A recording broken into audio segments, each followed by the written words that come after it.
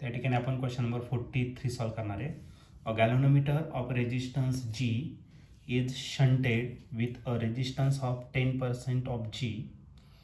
The part of the total current that flow through the galvanometer is. तर या ठिकाणी आपल्याला गॅल्व्हनोमीटर दिलेला आहे ज्याचा रेजिस्टन्स G इतका दिलेला आहे.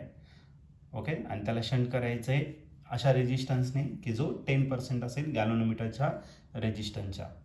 तर आपल्याला part of the current find करायला लावलं जो गॅल्व्हनोमीटरवरून पास होतोय टोटल करंटच्या टर्ममध्ये. तर हा क्वेश्चन 2023ला आलेला होता. त्या 4 ऑप्शनपैकी पहिलं जे ऑप्शन आहे ए ते आहे 1/11I, बी ऑप्शन आहे 2/11I, सी ऑप्शन आहे 1/10I आणि डी ऑप्शन आहे 1/5I. तर या 4 ऑप्शनपैकी या क्वेश्चनचा करेक्ट आन्सर काय असणार आहे? चला आता आपण याला सॉल्व करूया आणि मग डिसाईड करूया. तर या क्वेश्चनमध्ये आपल्याला एक गॅल्व्हनोमीटर दिलेला आहे ज्याचा रेजिस्टन्स G इतका दिलेला आहे आणि त्याला शंट करायचं आहे एका रेजिस्टन्सने. ओके, तर तो जो शंट रेजिस्टन्स आहे तो 10% दिलेला आहे Gच्या.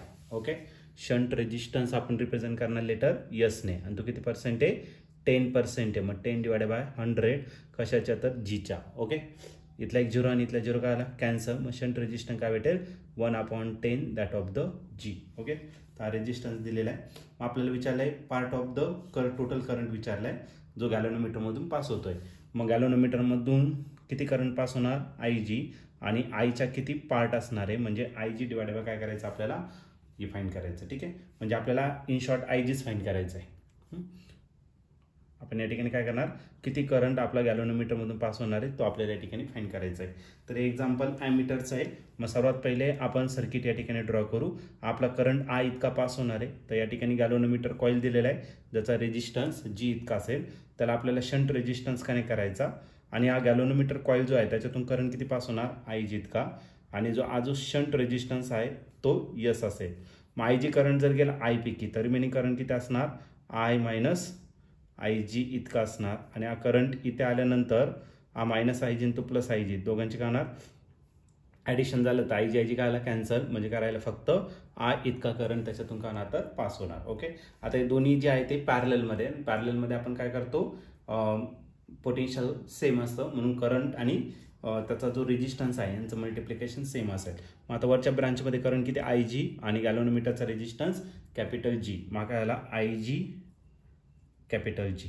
ओके, पुढे जर गेला तर करंट किती आहे? खालच्या याच्यामध्ये I मायनस IG इतका. आणि जो रेजिस्टन्स आहे तो किती घेतला? तर आपण यस इतका घेतला. यस म्हणजे काय? आपला शंट रेजिस्टन्स घेतला. ओके, आता IG फाइंड करायचा. IG तसाच असू द्या, G पण तसाच असू द्या.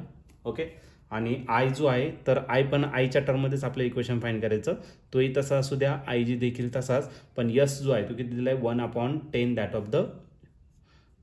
That of the G. इथला G आणि इथला G काय आला? कॅन्सल. 10 इकडे डिवाइड, इकडे काय करा? मल्टिप्लाय. मग आपला काय झाला? 10 IG is equal to I minus IG. हा मायनस IG आहे, लेफ्ट साईडला काय करा? प्लस. मग 10 IG is equal plus IG is equal to I. 10 IG प्लस IG किती झाला? 11 IG आणि आला तुमचा काय? I. ओके, मला IGच फाइंड करायचा. 11 जो आहे तो इकडे मल्टिप्लाय, इकडे काय करा? डिवाइड. मग IG इज इक्वल टू काय भेटेल? 1/11 इंटू I.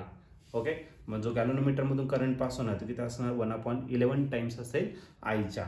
आणि या ठिकाणी ऑप्शन जर बघितलं तर ऑप्शन नंबर ए जो आहे तो या ठिकाणी आपला करेक्टली मॅच झालेला आहे. मग या क्वेश्चनचं जे आन्सर असणार ते ऑप्शन ए. ऑप्शन ए म्हणजेच काय? IG is equal to 1/11 that of the I.